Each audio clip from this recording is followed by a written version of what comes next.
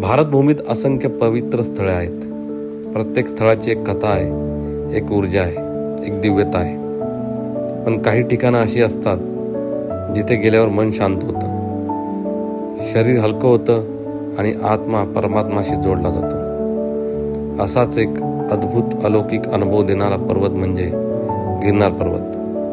हा फक्त एक ट्रेक नाही, हा आहे स्वतःला शोधण्याचा प्रवास, श्रद्धेचा, शक्तीचा, भक्तीचा अनुभव. जय गुरुदेव दत्त. गुजरातमधील जुनागड शहराजवळ वसलेला गिरनार पर्वत हा केवळ एक पर्वत नाही, तर हजारो वर्षांची आध्यात्मिक परंपरा जपणारा साक्षीदार आहे. असं मानलं जातं की हा भारतातील सर्वात प्राचीन पर्वतांपैकी एक आहे, ज्याने अनेक युग पाहिली, अनेक संस्कृती अनुभवल्या. इतिहासांच्या पानांमध्ये पाहिलं तर सम्राट अशोक यांनी येथे शिलालेख कोरले होते, जे आजही त्या काळच्या महानतेची साक्ष देतात. हा पर्वत म्हणजे हिंदू, जैन आणि बौद्ध धर्मांचा संगम आहे. असं म्हणतात की अनेक ऋषीमुनींनी येथे ध्यान केलं, तप केलं आणि या पर्वताच्या प्रत्येक कणात त्यांची ऊर्जा आजही जाणवते. गिरनार म्हणजे एक जिवंत तपोभूमी. भगवान दत्तात्रय त्रिमूर्तींचं स्वरूप, ब्रह्मा, विष्णू आणि महेश यांचा संगम. जेव्हा ते पृथ्वीवर भ्रमण करत होते, त्यांना एक असं स्थान हवं होतं जिथे ते अखंड तपश्चर्या करू शकतील, आणि त्या शोधाचा शेवट झाला गिरनार पर्वतावर. येथे त्यांनी हजारो वर्ष ध्यान केलं आणि आजही अनेक भक्तांना येथे त्यांची उपस्थिती जाणवते. जिथे श्रद्धा तिथे दत्त. गिरनार पर्वताचं सर्वोच्च शिखर गुरु शिखर, जिथे दत्त गुरूंचे पवित्र चरण आहेत. येथे पोहोचणं म्हणजे केवळ शारीरिक यश नाही, तर आत्मिक समाधानाची प्राप्ती आहे. आमचा हा प्रवास सुरू झाला सकाळी अगदी 6:30 वाजता. थंड वारा, शांत वातावरण आणि मनात प्रचंड उत्साह. आम्ही रोपवे स्टेशनला पोहोचलो, तिकीट घेतलं. आम्ही एकूण 7 जण होतो, 5 मोठे आणि 2 लहान मुले. पण मनात एकच ध्येय होतं, दत्त गुरूंचं दर्शन. रोपवेमधून वर जाताना खाली दिसणारा नजारा जणू स्वर्गाचा एक छोटासा भाग. डोंगर, हिरवळ, ढग आणि त्या सगळ्यातून जाणारी आमची यात्रा. आणि त्याच वेळी एक सुंदर मोर दिसला, जणू निसर्गही आमचं स्वागत करत होता. सुमारे सकाळी 8 वाजता आम्ही अंबाजी माता मंदिरात पोहोचलो. गिरनारवरील अंबाजी माता मंदिर हे एक अत्यंत प्राचीन शक्तिपीठ मानलं जातं. असं मानलं जातं की इथे देवी अंबेचं शक्ती सदैव जागृत आहे. भक्त येथे येऊन शक्ती, धैर्य आणि संरक्षणाची प्रार्थना करतात. मंदिरात प्रवेश करताच एक वेगळीच ऊर्जा जाणवते. मन शांत होतं आणि डोळ्यांतून आपोआप अश्रू येतात.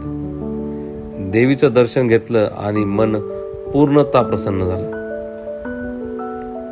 पुढे जाताना आम्हाला गोरक्षनाथ मंदिर दिसलं. नाथ संप्रदायातील महान योगी गुरु गोरक्षनाथ यांनी येथे कठोर तपश्चर्या केली. म्हणूनच हे स्थान साधना आणि योगासाठी अत्यंत पवित्र मानलं जातं. इथं उभं राहिल्यावर एक गूढ शांतता जाणवते, जणू वेळ थांबली आहे. गिरनार चढताना प्रत्येकाला काही ना काही अनुभव येतो. अनेक अनुभव मला स्वतःला आला. आमच्या प्रवासाचा तो 3रा दिवस होता. सोमनाथ दर्शनानंतर खूप चालणं झालं होतं. माझा पाय इतका सुजला होता की रात्री मला चालणं सुद्धा कठीण झालं होतं. पाय जमिनीवर टेकवत नव्हता. पण मनात एकच आवाज होता, दत्तगुरू मला बोलवत आहेत. मी पाय गरम पाण्यात शेकला, शूज घातले आणि ठरवलं काही झालं तरी मी चढणारच. आणि मग सुरू झाला चमत्कार. जसं जसं मी पायऱ्या चढत गेलो तसं तसा माझा त्रास कमी होत गेला. थोड्याच वेळात दुखणं जवळपास नाहीसं झालं आणि शेवटी माझ्या पायाची सूज पूर्णपणे गायब झाली. त्या क्षणी माझ्या डोळ्यात अश्रू होते, कारण मला जाणवलं हे माझं नाही, हा दत्तगुरूंचा चमत्कार आहे. यानंतर सुरू झाला खरा प्रवास. माझा फक्त 5 वर्षांचा मुलगा त्याने तब्बल 5000 पायऱ्या चढल्या आणि उतरल्या. ना थकवा ना तक्रार, त्याच्या चेहऱ्यावर फक्त आनंद होता. पण याच प्रवासात मला एक असा अनुभव आला जो मी आयुष्यभर विसरू शकणार नाही. मी पाहिलं, सुमारे 85 वर्षांची एक आजी त्या गुरु शिखराकडे चालल्या होत्या. पण चालत नव्हत्या, त्या त्यांच्या दोन्ही हात पायऱ्यांवर टेकून हळूहळू एक एक पायरी चढत होत्या. तो क्षण पाहून मी थक्क झालो. एका बाजूला माझा 5 वर्षांचा मुलगा आणि दुसऱ्या बाजूला 85 वर्षांच्या त्या आजी. वय वेगळं, शरीर वेगळं, पण ध्येय एकच, गुरु शिखरावर पोहोचायचं, दत्तगुरूंचं दर्शन घ्यायचं. त्या क्षणी मला एक गोष्ट खूप खोलवर जाणवली. श्रद्धेला वय नसतं, भक्तीला सीमा नसते. जिथे मनात विश्वास असतो तिथे शरीराची मर्यादा काहीच नसते. आणि ते पाहून माझा विश्वास अजूनच दृढ झाला. हे सर्व गुरुदत्तांचीच कृपा आहे. शेवटी आम्ही पोहोचलो. आम्हाला सुमारे 2 तास लागले गुरु शिखरावर पोहोचण्यासाठी. तो क्षण शब्दात मांडणं अशक्य आहे. शांतता, समाधान आणि एक अद्भुत ऊर्जा. गिरनार पर्वत हा फक्त एक प्रवास नाही, तो आहे श्रद्धेचा अनुभव. तो आहे आत्म्याचा प्रवास. जिथे विश्वास असतो तिथे मार्ग आपोआप सापडतो. जय गुरुदेव दत्त. जिथे श्रद्धा असते, जिथे दत्तगुरू स्वतः मार्ग दाखवतात.